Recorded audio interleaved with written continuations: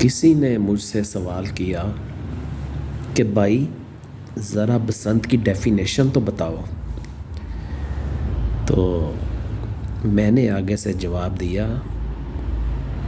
ایک ایسی خوشی، ایک ایسی خواہش کہ جس کے لیے آپ کا بہت زیادہ امیر ہونا یا بہت سارا پیسوں کا مالک ہونا ضروری نہیں ہے۔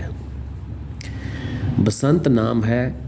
اندر سے پھوٹنے والی خوشیوں کا، چھوٹی چھوٹی امنگوں کا، رنگوں کا اور موسم کی خوبصورتیوں کا نام بسنت کہلاتا ہے۔ اگر تو آپ نے یہ میرا پورا پروگرام سننا ہے تو اینڈ تک سنیں، ورنہ آپ اپنا قیمتی وقت اور انٹرنیٹ کے 2-4 روپے ضائع کر رہے ہیں، جس کی کہ نہ مجھے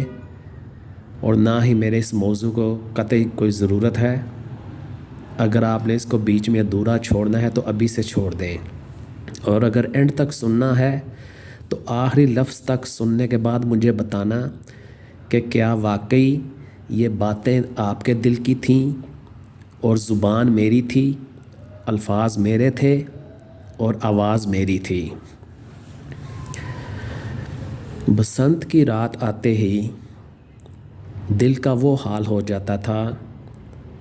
کہ ایک لمحہ کے لیے بھی آنکھوں میں نیند تک نہ پڑتی تھی۔ ساری رات کروٹیں بدلتے رہنا، ماں باپ کا ساری رات سمجھاتے رہنا، اوے سورج نکلنے سے پہلے چھت پہ نہ جانا، سویٹر ایک کی جگہ پہ 2 پہننا، یہ جو مجھے چچا کے بیٹے نے دبئی سے مفلر لا کر گفٹ کیا تھا، اس کو اپنے سر پر اس طرح مضبوطی سے باندھنا کہ کان بالکل اس مفلر کے اندر ہوں، اور ٹھوڑی کے نیچے اس قدر کس کر باندھنا کہ تمہارا سانس رکتا ہوا محسوس ہو۔ سانس چاہے اس طرح سے رک جائے لیکن تمہارے کانوں کو ٹھنڈی ہوا نہیں پڑنی چاہیے، کہ ورنہ تم بیمار پڑ جاؤ گے۔ اور وہ پاگلوں کی طرح رضائی میں سے بار بار نکل کر کھڑکی کی طرف بھاگنا اور کسی طرح سے دیکھنا کہ یا اللہ، آج سورج جلدی کیوں نہیں نکل رہا، آج صبح کیوں نہیں ہو رہی، آج کی رات اتنی لمبی اور اتنی انتظار لیوا کیوں ہے۔ تو پھر جیسے ہی دور دراز کی کسی مسجد سے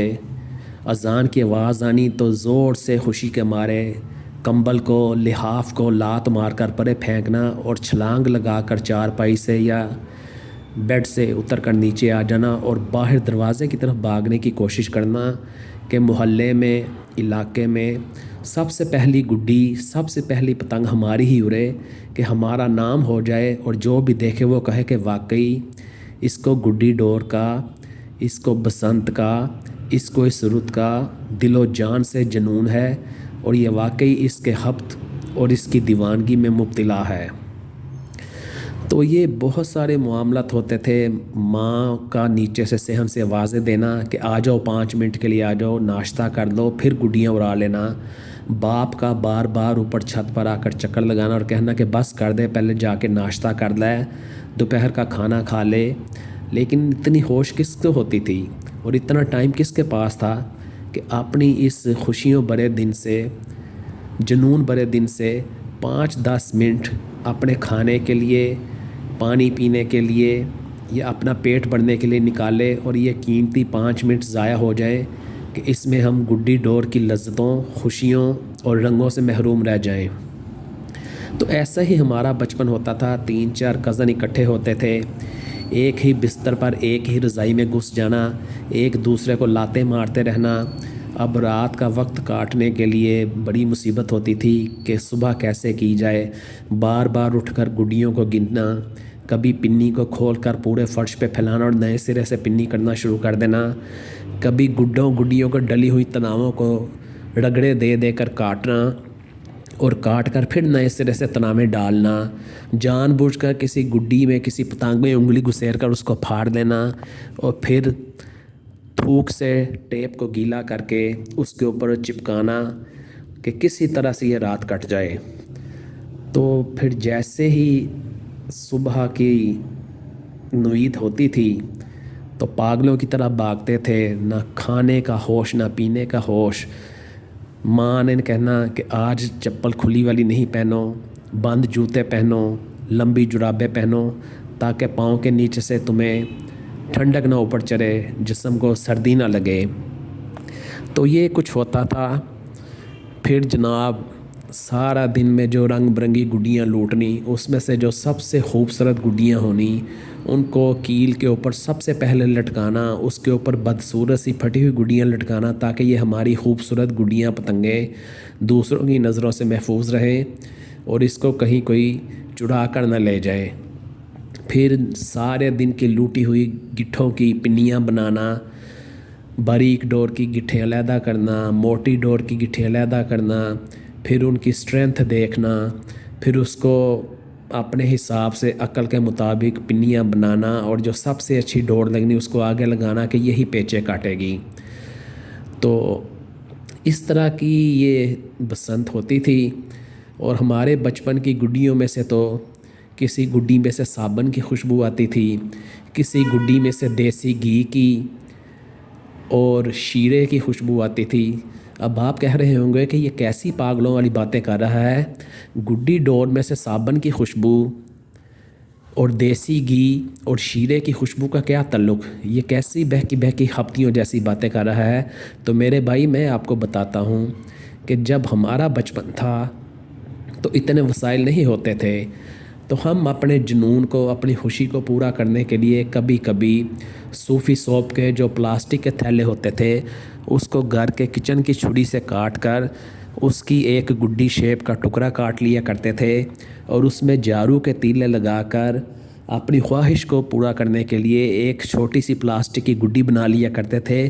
تو جب کبھی اس گڈی کو سونگھا جاتا تو صابن والے لفافے سے صابن کی ہی خوشبو آتی تھی۔ تو اس طرح سے وہ ہماری ایک پرفیومڈ کائٹ تیار ہو جاتی تھی۔ اب آپ کہیں گے کہ چلو یہ تو بات مان لی، اب دوسری بات یہ دیسی گھی والی بات اور شیرے والی بات کہاں سے بیچ میں آ گئی؟ تو بھائی ہمارے بچپن میں ہر جگہ سے گڈی کاغذ اویلیبل نہیں ہوتا تھا، تو جو کسی شادی بیاہ یا سالگرہ کا فنکشن ہوتا تھا تو لوگوں کو جو مبارکباد کے مٹھائیوں کے ڈبے آتے تھے تو ان کو خاص طور پر گڈی کاغذ میں لپیٹ کر اوپر رنگ برنگی کناریوں سے سجایا جاتا تھا، اور وہ جب مٹھائی کا ڈبہ کھولا جاتا تھا تو اس میں سے اچھا خاصا گڈی کاغذ نکل آتا تھا۔ تو ہم وہ موقع بھی ہاتھ سے نہیں جانے دیتے تھے، اس دیسی گھی سے لتھرے ہوئے شیرہ چپکے ہوئے گڈی کاغذ سے ہی گڈیوں کی شیپ کی چھوٹی چھوٹی گڈیاں کاٹ کر اور کٹی پرانی گڈیوں کو پکڑ کر اس کے تیلوں کو چھیل کر اپنے سائز اور اپنے شوق ذوق کے مطابق گڈیاں بنا لیا کرتے تھے۔ تو اس طرح ہماری وہ دیسی گھی سے لتھری ہوئی، شیرے سے لبری ہوئی گڈیاں تیار ہو جاتی تھیں اور ان میں سے دیسی گھی اور جلیبیوں کے شیرے کی سوندھی سوندھی خوشبو آتی تھی۔ تو اس طرح سے یہ بچپن کے دن گزرتے تھے، جو کہ نہ ڈالر سے خریدے جاتے ہیں، نہ یورو سے خریدے جاتے ہیں، نہ درہم سے خریدے جاتے ہیں، نہ ریال سے خریدے جاتے ہیں۔ یہ ایک ایسی خوشی ہوتی ہے جو کہ انسان کے اندر سے پھوٹتی ہے اور اس کی روشنی آپ کو ہر طرح سے سکھ ہی سکھ، خوشیاں ہی خوشیاں اور معصومیت ہی معصومیت دیتی ہے۔ تو میرے بھائی یہ میری دانست میں بسنت کی ڈیفینیشن تھی، جو کہ میں نے بتایا کہ ہر بچے کی زندگی میں کچھ سال کے لیے آتی ہے، پھر جوں انسان شعوری طور پر، جسمانی طور پر بڑا ہوتا جاتا ہے تو یہ خوشبوئیں، یہ معصومیتیں، یہ خوشیاں، یہ خبت، یہ دیوانگی کم ہوتی جاتی ہے۔ تو میں بھی زندگی کے اس موڑ پر ہوں کہ اب یہ جو چیزیں ہیں صرف ایک یاد ہے، ایک خواب ہے، ایک سراب ہے، لیکن یہ جب بھی ان کی یاد آتی ہے تو دل سے یہی آواز نکلتی ہے کہ کاش